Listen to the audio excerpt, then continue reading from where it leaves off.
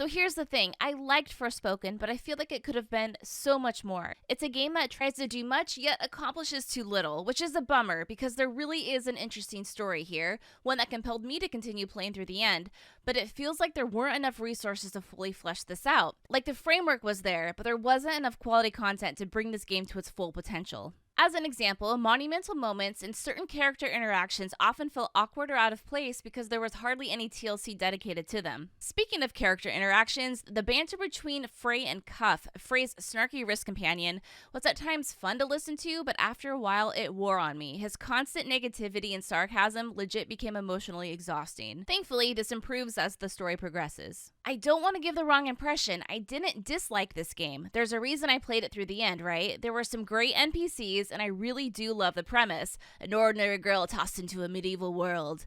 And the magic parkour is almost therapeutic once you get the gist of it. When Forspoken is at its best, around the middle of the game, I was genuinely hooked and excited to play. But I will warn you, the pacing for this game is all off, which ultimately led to one of the most frustrating and perplexing ending sequences I've ever played through. There is joy to be found in Forspoken, but again, the pacing gets in the way. So Frey's magic is pretty fun to wield, but you don't get the good stuff, aka the elemental stuff, until you're halfway through the game. This is such a bizarre choice. It should be available way sooner as the elemental magic is way more fun to play around with.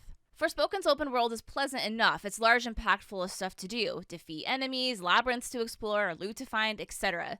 At first, I had a great time parkouring around, but after a while, it all started to feel the same. No matter where I was in the world, it was the same safe houses and the same activities. What Forspoken is sorely lacking is environmental storytelling. I would have loved to learn more about Athia, but the opportunity hardly presented itself. I refuse to say Forspoken is a bad game because I think that's a general statement and I don't think it's true. In fact, I can see a lot of people really enjoying this game, but from a critical perspective, it's hard not to lament what could have been. There is something very charming here, but it's just lost amongst the odd design choices that were made for one reason or another.